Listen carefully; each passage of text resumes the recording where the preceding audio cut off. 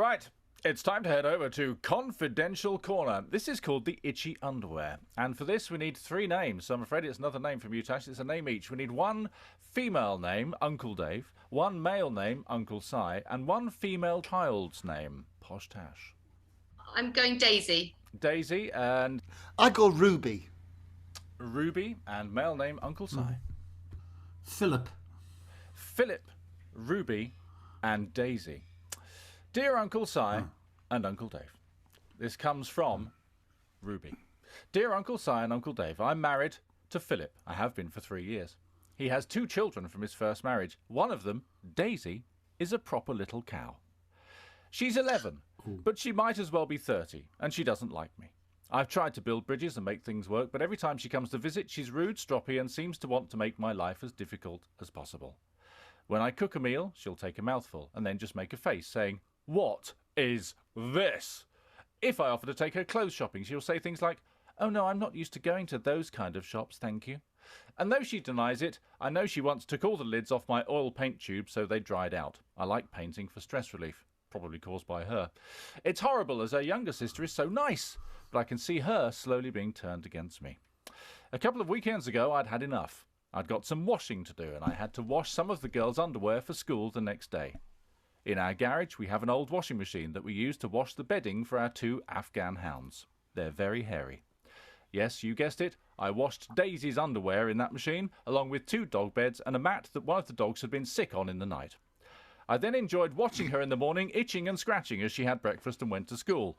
Apparently by lunchtime, her mum had been called and she'd had to be taken home as they suspected she had early signs of chicken pox. So 2 questions for you. Number 1, what can I do long term to sort the little wretch out?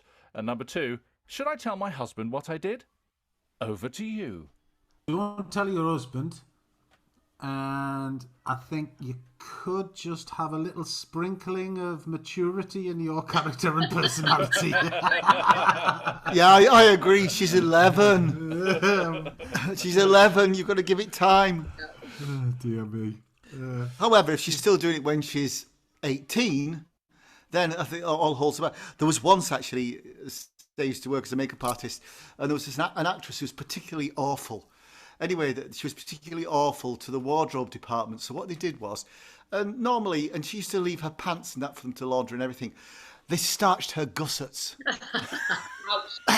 Gonna rub.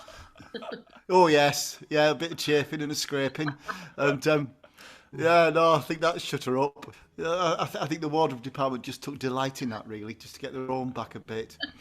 But not with an 11-year-old, no. I think an 11-year-old, and she's obviously, split between families, stepchildren, etc. We've said before, sometimes some react brilliantly, some don't, some welcome it.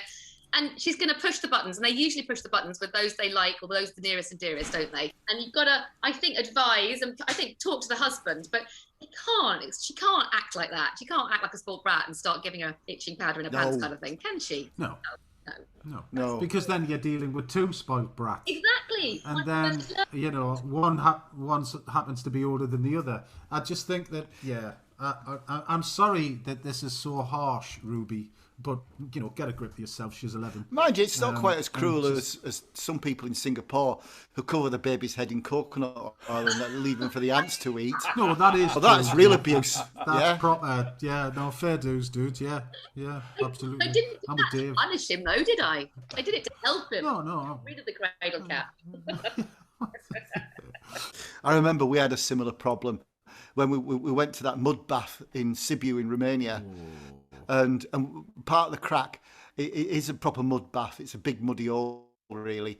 And what we did was, you can buy like these Russian budgie smugglers, like Russians wear the black ones. And so we bought like some that were a bit small for us. So there were these budgie smugglers.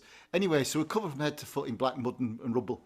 And we went to the showers afterwards, and it was open to the elements.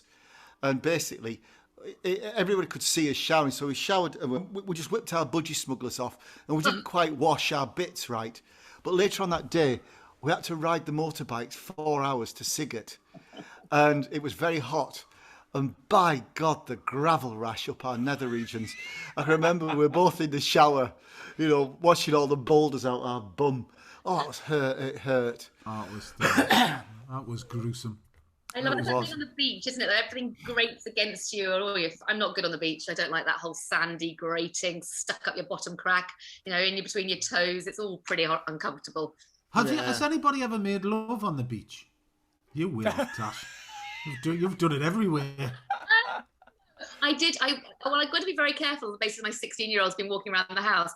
There was a time in my youth where there might have been a fumble on the beach, but it was the thistle bush behind on the beach that I suffered more on. I'm not quite sure. That was the issue I had. It was an English beach, though, unfortunately not quite so romantic as being on a beautiful tropical beach. A British beach with a thistle bush ain't fun.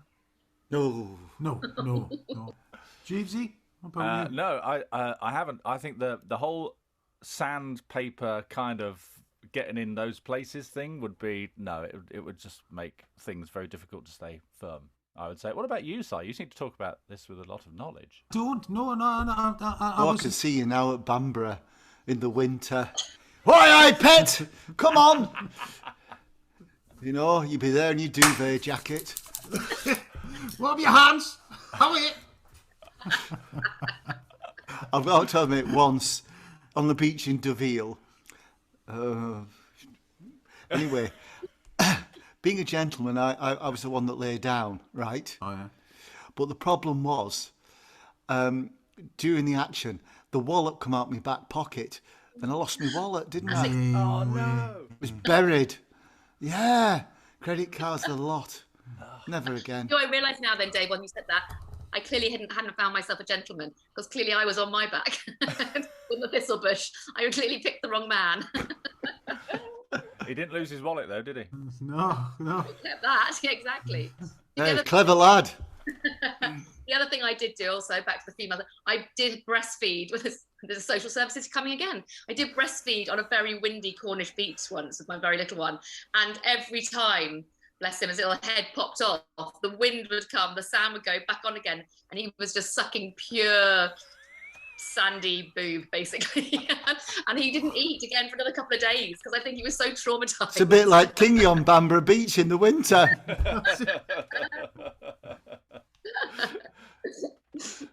Oh, this is getting too much. Anyway, back to the 11-year-old. You're just going to have to cope it, really. Yeah. And I just think, take a breath. You're the adult. Look at some techniques, of like coercion.